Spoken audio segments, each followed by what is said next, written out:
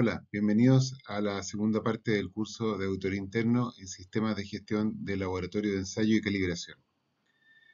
En la clase anterior quedó de tarea hacer el checklist o la revisión del capítulo 6 con la mirada del auditor. O sea, analizar el capítulo viendo cuáles son los requisitos y qué es lo que pedirían ustedes como auditores internos. Bueno, revisemos entonces qué es lo que debería pedirse en cada uno de estos requisitos. El 6.1 dice, el laboratorio debe tener disponibles el personal, las instalaciones, el equipamiento, los sistemas y los servicios de apoyo necesarios para gestionar y realizar sus actividades de laboratorio. Si se fijan, este punto es bastante general, tal como lo dice su nombre, pero nos piden una cosa en particular. Debe contar con contratos de trabajo vigentes de su personal. Esto es un requisito del INN. Ahora, cada uno de los elementos que están pidiéndose aquí, como personal, instalaciones, equipamientos, sistemas, servicios de apoyo, están desarrollados más adelante en el mismo capítulo. Entonces, en el 6.1 nos preocupamos de los contratos vigentes, pero más adelante vamos a ver de qué nos tenemos que preocupar de cada uno de estos puntos. A todo esto, ¿qué significa que el contrato esté vigente? ¿Qué entienden ustedes por un contrato vigente? Bueno, por ejemplo, si es un contrato a plazo fijo, debería estar dentro del periodo que estamos auditando. Si es un contrato a plazo indefinido, debería estar actualizado con, por ejemplo, cambios en sueldo mínimo, cambios en bonos, cambios en alguna condición, deberían estar vueltos a firmar por el empleador y por el trabajador. 6.2. Personal. El primer punto dentro de este subpunto. Todo el personal del laboratorio, ya sea interno o externo, que puede influir en las actividades del laboratorio, debe actuar imparcialmente, ser competente y trabajar de acuerdo con el sistema de gestión del laboratorio. Bueno, acá nos están pidiendo imparcialidad, ya lo habíamos visto en el capítulo 4, ¿se acuerdan? Acá están recalcándolo y tenemos que evidenciar que el personal trabaja de manera imparcial. Ahora, ¿qué personal? El que puede influir en las actividades del laboratorio.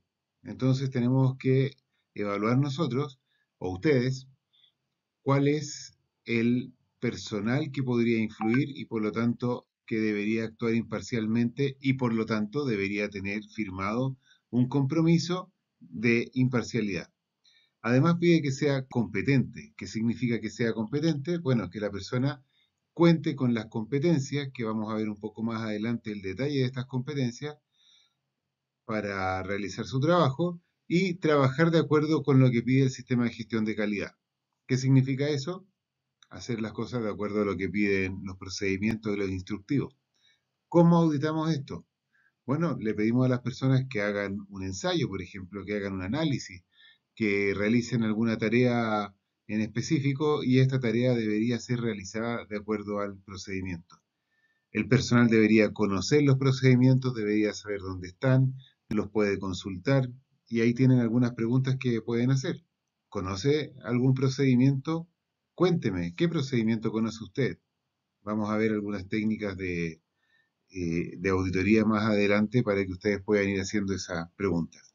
Lo importante ahora es ir mirando la norma con esta mirada de auditor para poder entenderla bien y después poder hacer las preguntas correctas.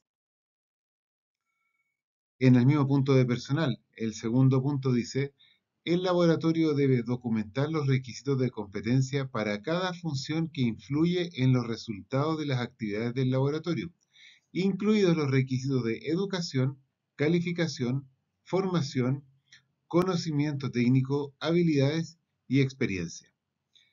Al lado ustedes pueden ver una explicación de qué significa cada uno de estos requisitos de competencia. Ahora, ¿cómo pedirían ustedes o qué pedirían ustedes para evidenciar que esto se está cumpliendo?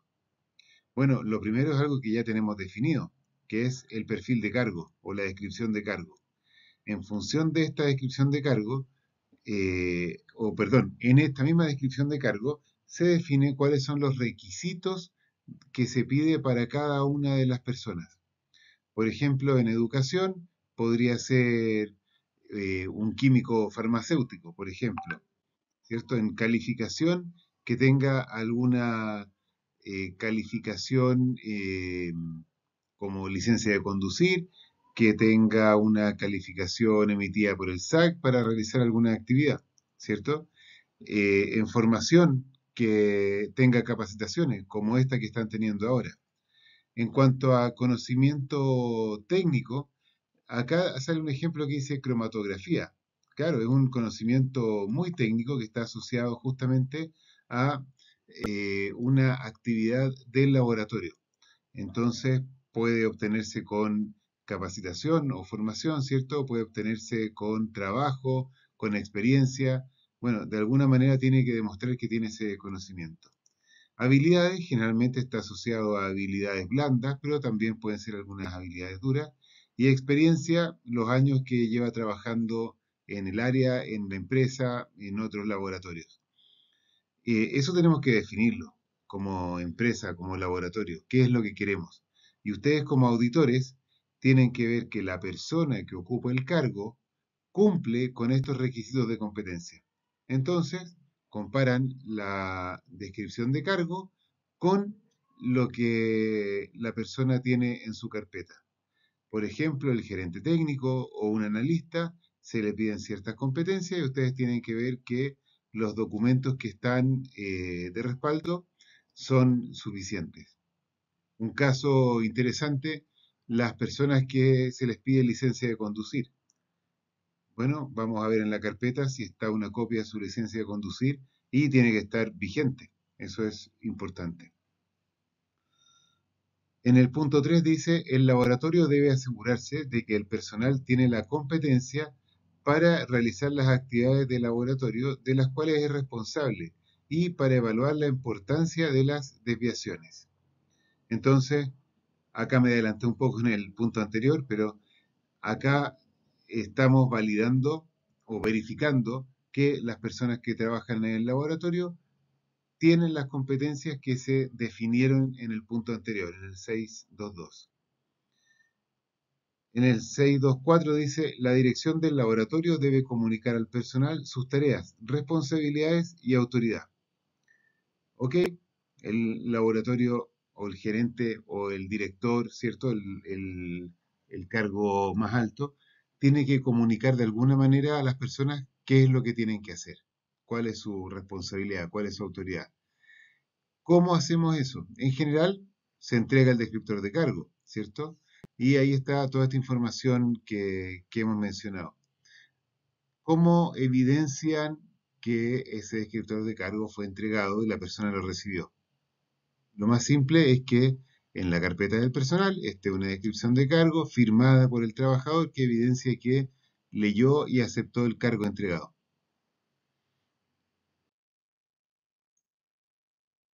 En el 625 dice, el laboratorio debe tener procedimientos y conservar registros para A. Determinar los requisitos de competencia, seleccionar al personal, formar al personal, supervisar al personal, autorizar al personal y realizar el seguimiento de la competencia del personal. Parece poco, pero es bastante trabajo. Acá hay unos detalles de cosas que deberían considerar, pero ustedes para auditar esto, lo primero es que tienen que pedir el procedimiento. Es súper simple. Dice, el laboratorio debe tener procedimientos y conservar registros. Entonces, lo primero es, tiene un procedimiento para estas actividades y ustedes revisan el procedimiento y ven si están todas estas actividades comprendidas. Y luego, conservar registros. Ok.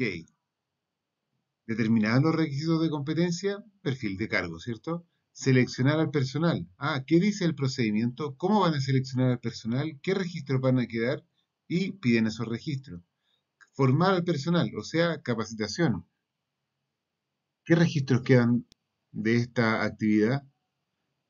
Y vamos viendo entonces cada uno de los puntos y los registros que van quedando. Y de esa forma nos vamos asegurando que la empresa definió un procedimiento que es suficiente, que cumple con lo que pide la norma y además quedan los registros que evidencia que el procedimiento se está aplicando. En el 626 dice, el laboratorio debe autorizar al personal para llevar a cabo actividades de laboratorio específicas, incluidas, pero no limitadas, a las siguientes: desarrollar, modificar, verificar y validar métodos, analizar los resultados, incluidas las declaraciones de conformidad o las opiniones e interpretaciones, informar, revisar y autorizar los resultados. Acá un comentario del INN: los laboratorios de ensayo no realizarán declaraciones de conformidad. Esto es muy importante. Primero, ¿por qué el INN hace esta exigencia? Básicamente para proteger a los laboratorios. El laboratorio no puede decir si el producto sirve o no sirve, si es apto o no es apto. O sea, no puede emitir declaraciones de conformidad. ¿Por qué? Porque probablemente no sabe el uso previsto, no tiene mayor información más que el hecho de que le pasan una muestra o toma una muestra, la analiza y dice, la muestra cumple con esta norma o la muestra tiene, perdón, no sé ni siquiera si pueden decir cumple con esta norma. Ustedes pueden decir, la muestra tiene estos niveles de algún elemento químico, tiene este pH o tiene este grado alcohólico. Nada más. Entonces, la persona que recibe esta muestra perdón, no la que recibe la muestra, la persona que recibe el resultado de este análisis tendrá que utilizar este informe y emitir algún documento que diga nosotros estamos cumpliendo o la empresa X está cumpliendo. Hecho este paréntesis, la autorización tiene que ser específica. Entonces, en algún documento, el laboratorio debe autorizar a ciertas personas para hacer estas tareas. ¿Dónde estará esa autorización? Me tinca que en un descriptor de cargo. Entonces, ustedes deberían pedir el perfil de cargo o el descriptor de cargo para ver si hay autorizaciones o algún documento que tenga las autorizaciones. Eh, Va a depender de cada laboratorio en qué documento lo tenga. Luego pasamos al 6.3, instalaciones y condiciones ambientales. Acá es donde vamos a realizar el trabajo, el lugar físico donde se va a realizar el trabajo. Tenemos que asegurarnos que cumplan con requisitos mínimos para que los resultados sean válidos. Entonces, dice en el primer punto, las instalaciones y las condiciones ambientales deben ser adecuadas para las actividades del laboratorio y no deben afectar adversamente a la validez de los resultados. Ok. ¿Cómo pedimos esto? O sea, ustedes van a entrar al laboratorio y decir, sí, son adecuadas. ¿O será algo más? Sí, es algo más. Acá hay un ejemplo. Vamos a leer el ejemplo y voy a desarrollar un poco este punto. Nota: las influencias que pueden afectar adversamente a la validez de los resultados pueden incluir, pero no limitarse a, contaminación microbiana, polvo, perturbaciones electromagnéticas, radiación, humedad, suministro eléctrico, temperatura, sonido, vibración. ¿Ya? Entonces, si la temperatura está por sobre lo que se requiere, podría afectar el resultado, ¿cierto? O muy por debajo de lo que se requiere, podría afectar el resultado. Estas son condiciones ambientales. Entonces, ¿cómo nos aseguramos o cómo podemos auditar este punto? No es tan difícil. Por ejemplo, un procedimiento dice cómo tiene que realizarse toda la actividad. Para ser más específico, un procedimiento de análisis o un método de análisis indica cómo se debe realizar cierta actividad. Y una de las indicaciones, además del paso a paso, dice cuáles deben ser las condiciones ambientales. Generalmente están asociadas a temperatura, a ciertos controles de humedad, ¿cierto? Y en algunos casos a aislaciones de microbios, ¿cierto? Entonces, ustedes tienen que ver si el laboratorio cumple con eso. ¿Cómo se puede evaluar? No es tan difícil. Un termómetro, un medidor de humedad, ¿cierto? Que nos demuestre que se está cumpliendo.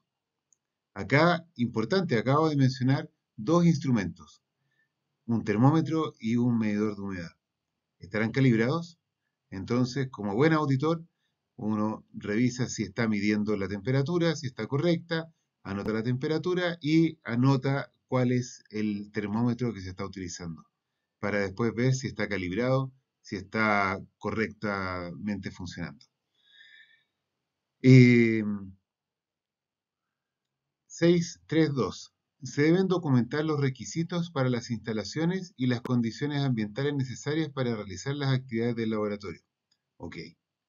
Entonces partimos viendo si el laboratorio cumplía de acuerdo a lo que decía el método. ¿Cómo hizo el laboratorio para asegurarse que sus instalaciones cumplían? Dijo, todos los laboratorios están a 20 grados. Listo, no hay problema. O fue viendo cuáles eran las exigencias de sus métodos, cuáles eran las exigencias mínimas de un laboratorio, qué cosas podían hacerse juntas, cuáles debían estar separadas, dónde quedó eso documentado. Ustedes deberían entonces, para ver si se cumple el 623, pedir algún documento, algún análisis, algún procedimiento, alguna matriz, donde se hayan documentado los requisitos para las instalaciones y ver qué se hizo para que se estén cumpliendo. En el 633 dice, el laboratorio debe realizar el seguimiento, controlar y registrar las condiciones ambientales de acuerdo con las especificaciones, los métodos o procedimientos pertinentes, o cuando influyen en la validez de los resultados. Ok. Vimos que tenían un termómetro, ¿cierto? Perfecto. Vimos que hicieron un levantamiento y vieron cuáles eran los... Sigamos con la temperatura. ¿Cuál era la condición de temperatura que debía tener el laboratorio? Perfecto, está hecho. ¿Y estarán registrando la temperatura todos los días o a cada rato? ¿O cómo están haciendo para registrar eso? Por ejemplo, el ensayo que se hizo hace 4 días atrás. ¿Qué temperatura había en el laboratorio? ¿Dónde queda registrado? Ahí ustedes pueden pedir esa información. Y aprovechen, acuérdense, están auditando toda la norma, entonces podrían ver si tiene controlado ese registro donde están anotando la temperatura del laboratorio.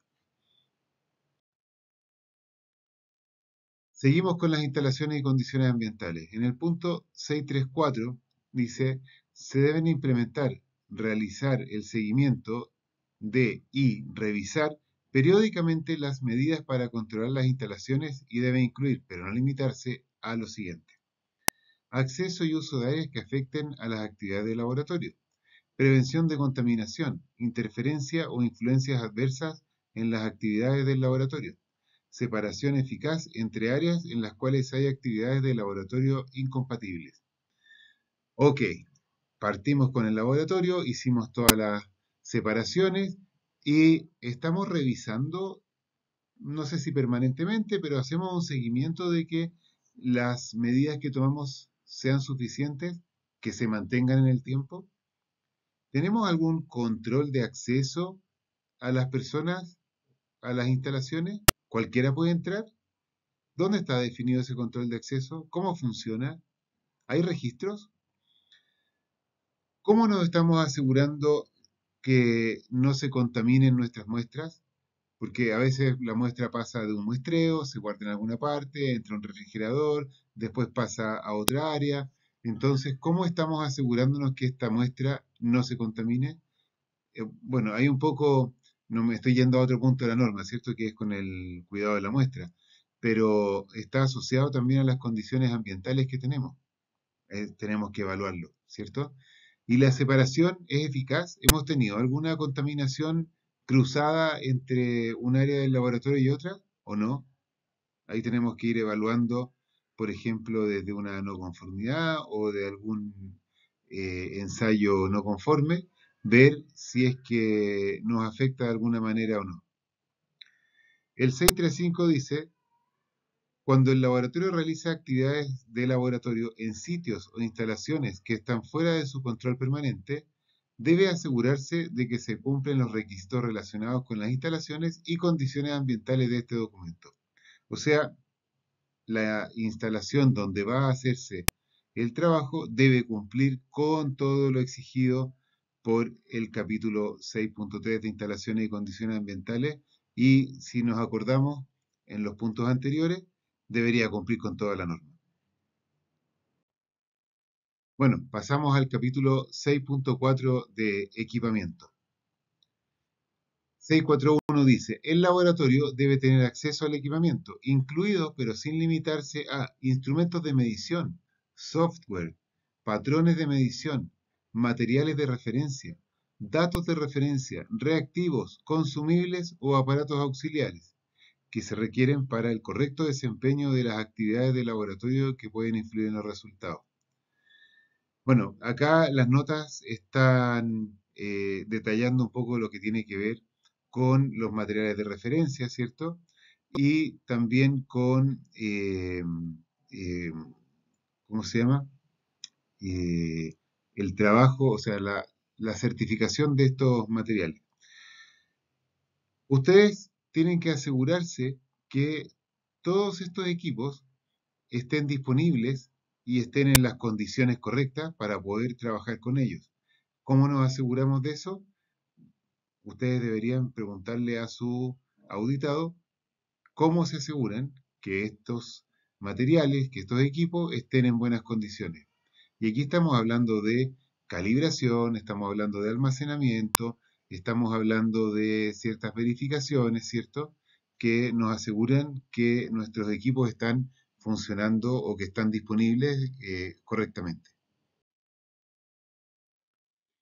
Seguimos con equipamiento. En el 642 dice, cuando el laboratorio utiliza equipamiento que está fuera de su control permanente, debe asegurarse que se cumplan los requisitos de este documento para el equipamiento. Por ejemplo, esto aplica mucho cuando son laboratorios que están en una universidad o en un colegio, o en el cual entra gente externa o ajena al laboratorio. Entonces, ahí está fuera de su control permanente, porque entran personas ajenas, manipulan el equipo y lo pueden desajustar. Entonces, antes de utilizarlo, tienen que asegurarse que el equipo está en las condiciones idóneas para que el resultado sea válido. En el 643, bueno, acá por ejemplo, ¿qué pedirían ustedes como auditores? Primero ver si se da esta situación, o sea, que en algún momento el equipo queda fuera de control permanente. Si eso no pasa, de alguna manera tiene que estar demostrado, ¿cierto? Y entonces no tenemos que ver cómo se hacen los ajustes. Ahora, si eso podría ser, tienen que demostrar entonces qué ajustes hacen antes de comenzar a usar el equipo. En el 643 dice, el laboratorio debe contar con un procedimiento para la manipulación, transporte, almacenamiento, uso y mantenimiento planificado del equipamiento para asegurar el funcionamiento apropiado y con el fin de prevenir contaminación o deterioro. Claro, uno podría decir, pero ¿cómo se va a contaminar el equipo? Bueno, acuérdense que no es solamente equipos, también estamos hablando de material de referencia, por ejemplo. Entonces, nos pide un procedimiento. Como auditores, ¿qué es lo que van a pedir? Muy bien, un procedimiento. Y en el procedimiento ustedes van a ver si está definido cada uno de estos elementos. Manipulación, transporte, almacenamiento, uso y mantenimiento. Y fíjense, mantenimiento planificado. Cuénteme, ¿cómo están haciendo el mantenimiento de estos equipos? ¿Cuál es la planificación? Wow, en esta línea ya tenemos procedimientos, tenemos registros de los equipos, tenemos un plan de mantenimiento, varios elementos que pueden ir pidiendo. Probablemente en el mismo procedimiento están referenciados todos estos registros, así que los pueden ir pidiendo fácilmente. 644. El laboratorio debe verificar que el equipamiento cumple los requisitos especificados antes de ser instalado o reinstalado para su servicio. Ok, acá, ejemplo, llega el equipo desde la mantención o la calibración, lo saco de la caja, lo instalo y lo empiezo a usar. ¿Está bien o no? Correcto, no está bien.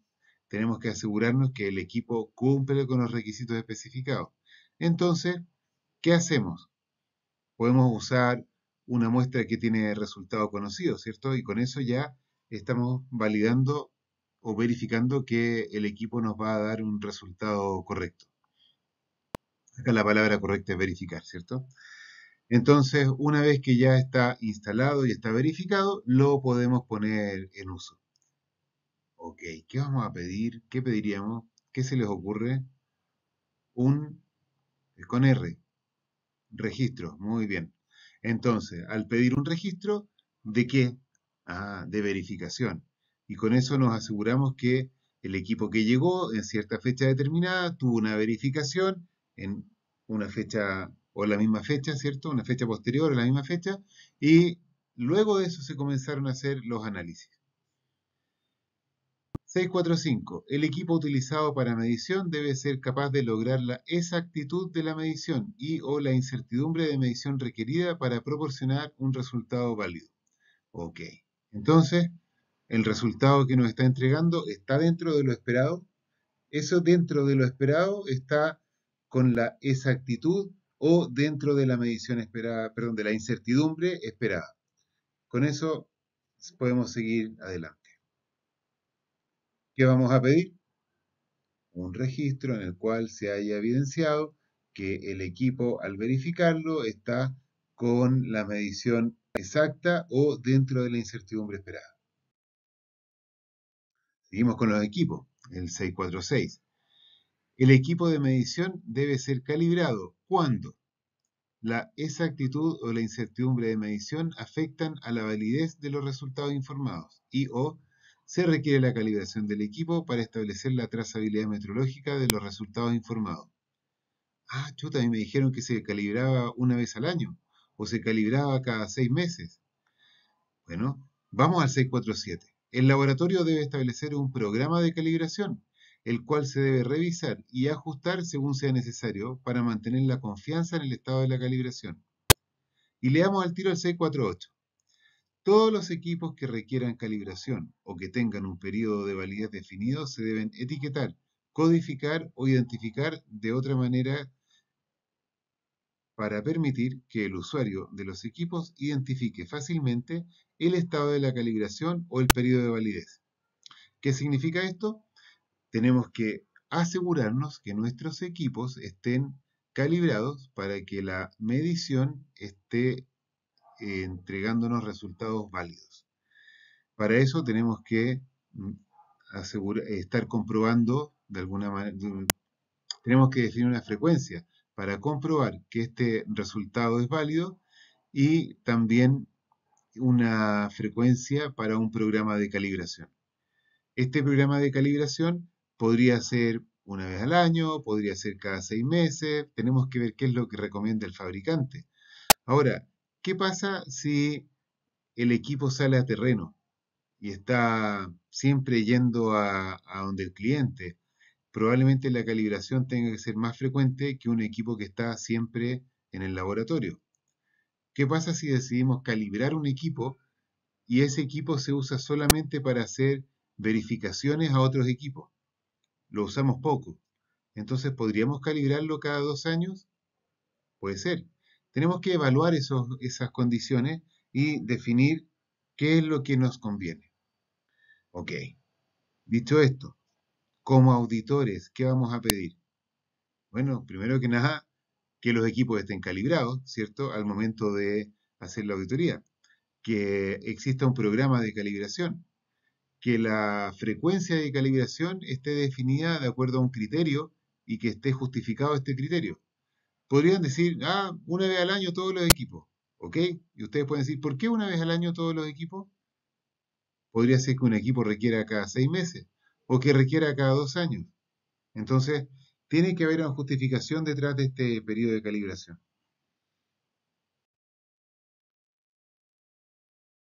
En el 649 nos dice, el equipo que haya sido sometido a una sobrecarga o a uso inadecuado, que dé resultados cuestionables o se haya demostrado que está defectuoso o que está fuera de los requisitos especificados, debe ser puesto fuera de servicio.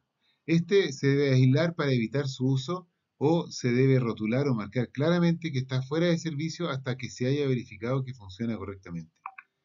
El laboratorio debe examinar el efecto del defecto o de la desviación respecto de los requisitos especificados y debe iniciar la gestión del procedimiento de trabajo no conforme. ¿Qué significa esto? Si nos damos cuenta hoy día que un equipo está fuera de lo esperado, puede ser un equipo, puede ser un reactivo, ¿cierto? Vamos a tener que ver si eso afectó a los ensayos que hicimos ayer o antes de ayer y tenemos que ir hacia atrás tanto como sea necesario para evidenciar que nuestros resultados eran válidos. ¿Cómo hacemos eso? Bueno, para eso tenemos el procedimiento de trabajo no conforme, ¿cierto? Y el equipo tiene que quedar aislado, tiene que mandarse mantención, tiene que tomarse acciones sobre ese equipo para poder volverlo a utilizar. No podemos usarlo y debemos asegurarnos de que no se use. Generalmente se saca del lugar o se rotula para estos efectos. Seguimos con equipamiento. Cuando sean necesarias comprobaciones intermedias para mantener confianza en el desempeño del equipo, estas comprobaciones se deben llevar a cabo de acuerdo con un procedimiento. ¿Ok? ¿Qué vamos a pedir? A ver, procedimiento, correcto. Y este procedimiento debe establecer cómo se llevarán a cabo estas comprobaciones intermedias. Cuando los datos de calibración y, perdón, vuelvo al 6410. ¿Y qué registro vamos a pedir? Muy bien, registro donde se evidencie que se hicieron estas comprobaciones. Vuelvo al 6411. Cuando los datos de calibración y de los materiales de referencia incluyen valores de referencia o factores de corrección, el laboratorio debe asegurar que los valores de referencia y los factores de corrección se actualizan e implementan según sea apropiado para cumplir con los requisitos especificados. Ok, entonces, ¿cómo vamos a asegurarnos que el laboratorio está cumpliendo con esto? Muy simple, ustedes van viendo el listado de los equipos o el listado de los materiales de referencia que se están utilizando y ver cuáles son los factores de corrección y ver si se están utilizando esos factores de corrección. ¿Dónde queda registrado eso? En el 6412, el laboratorio debe tomar acciones viables para evitar ajustes no previstos del equipo que invalidarían los resultados. Ok, aquí es importante la palabra viables. ¿Por qué? Porque el auditor, o sea, ustedes podrían ir mucho más allá de algo viable y habría que probablemente no se pueda utilizar bien el equipo o que sea muy caro o injustificado económicamente realizar estos ajustes. Entonces, los ajustes pueden ser, perdón, asegurarse que no se hagan estos ajustes no previstos. Entonces, en general, las acciones son impedir el acceso al laboratorio de personas ajenas al laboratorio. Si entra una persona ajena, que esté siempre acompañada, que no toque los equipos, que no toque los reactivos, ¿cierto? Que las condiciones de almacenamiento sean las adecuadas para que los reactivos no se dañen. Y así pueden ser estas acciones viables. Y ustedes pueden decir, bueno, ¿qué acciones viables están tomando para el cuidado de los equipos, para el cuidado de los reactivos, por ejemplo? En el último punto de equipamiento, el 6413, dice, se deben conservar registros de los equipos que puedan influir en las actividades del laboratorio. Los registros deben incluir lo siguiente cuando sea aplicable. Voy a leerlo un poco resumido, ¿cierto? La identificación del equipo, nombre del fabricante, evidencia de verificación, la ubicación, fechas de calibración, documentación de materiales de referencia, plan de mantenimiento y si se está llevando a cabo, ¿cierto? Los detalles de cualquier daño, mal funcionamiento, modificación, o sea, un historial. Ok. Y ustedes tienen que pedir los registros del equipo. Y los registros del equipo deberían tener toda esta información.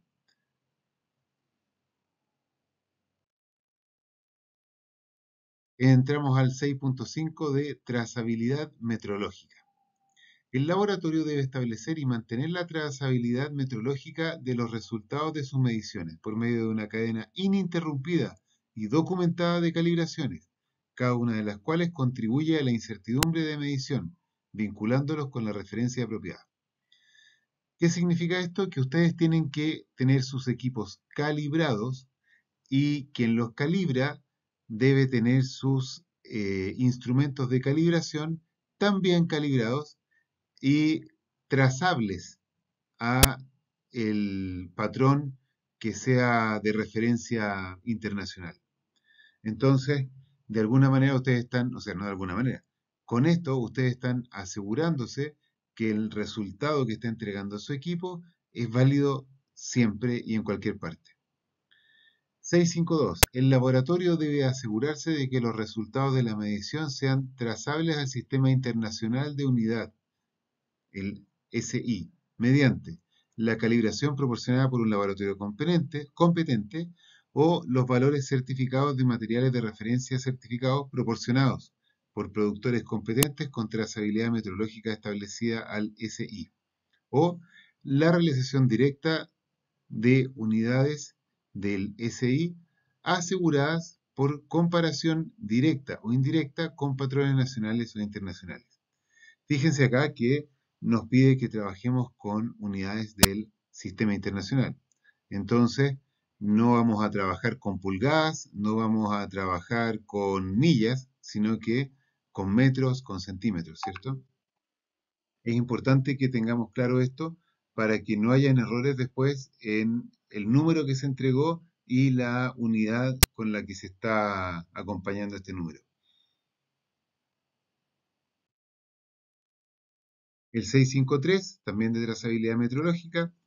Cuando la trazabilidad metrológica a unidades del SI no sea técnicamente posible, el laboratorio debe demostrar trazabilidad metrológica a una referencia apropiada, como por ejemplo, valores certificados de materiales de referencia certificados suministrados por un productor competente, resultados de los procedimientos de medición de referencia, métodos especificados o normas de consenso que están descritas claramente y son aceptados, en el sentido de que proporcionan resultados de medición adecuados para su uso previsto y asegurados mediante comparación adecuada. Acá, por ejemplo, se aplica cuando se hacen análisis de colorimetría. Entonces, uno compara un color con otro. Ahí no hay una unidad internacional, ¿cierto? Entonces, ahí tenemos un color que está definido, probablemente hay un patrón que es común para todos. Este patrón podría ser también un pantón, ¿cierto? Tenemos que cuidar que estos colores no se degraden y de esa manera podemos validar que nuestro resultado es adecuado.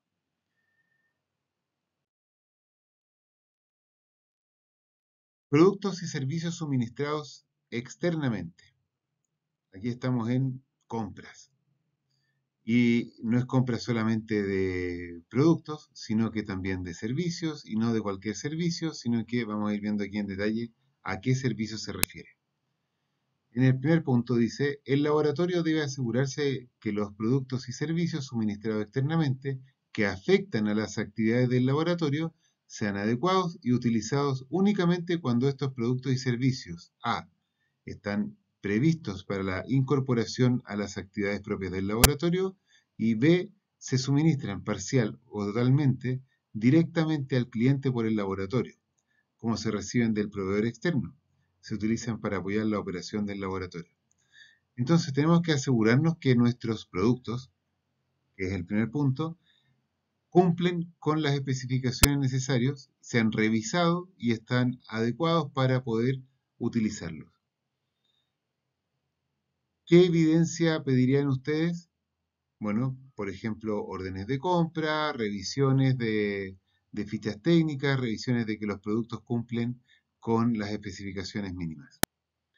6.2.2. El laboratorio debe contar con un procedimiento y conservar registros para. ¡Wow! Procedimiento, ya tienen algo aquí.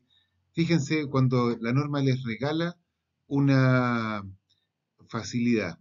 debe contar con procedimientos y conservar registros. Entonces acá ustedes tienen que pedir procedimientos y tienen que pedir los registros. Ahora, ¿para qué debemos tener un procedimiento y conservar estos registros? Primero, para definir, revisar y aprobar los requisitos del laboratorio para productos y servicios suministrados externamente. O sea, tenemos que tener claro qué es lo que queremos comprar. Definir los criterios para la evaluación, selección, seguimiento del desempeño y reevaluación de los proveedores. Ok, ¿a quién se los vamos a comprar? ¿Qué debe cumplir este proveedor? ¿Tiene que estar certificado? ¿Tiene que tener productos certificados? Eh, ¿Tiene que tener buenos precios? ¿Tiene que tener eh, condiciones de entrega favorables? Entonces, ¿eso está definido en el procedimiento? Ustedes como auditores tienen que pedirlo. Asegurar que los productos y servicios suministrados externamente cumplen los requisitos establecidos por el laboratorio o, cuando sea aplicable, los requisitos pertinentes de este documento, antes de que dichos productos o servicios se usen o se suministren al cliente. ¿Ok? Tenemos que tener indicado cómo se va a revisar o cómo se van a revisar todos estos insumos antes de ser utilizados. Emprender cualquier acción que surja de las evaluaciones, del seguimiento del desempeño y de las reevaluaciones de los proveedores externos. Ok, puede ser que el producto no sea el correcto y tenemos que hacer un reclamo al proveedor para devolvérselo o que los cambie. Que el proveedor salga mal evaluado, tenemos que informarle. Y nosotros tenemos que ver si el laboratorio definió acciones y ver si esas acciones se están llevando a cabo.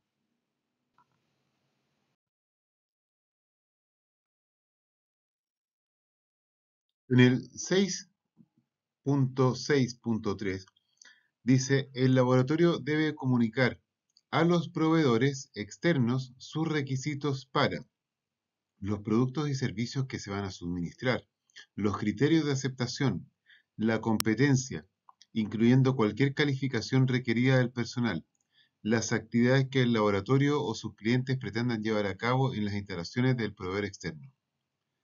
Es sumamente importante explicarle al proveedor qué es exactamente lo que nosotros necesitamos.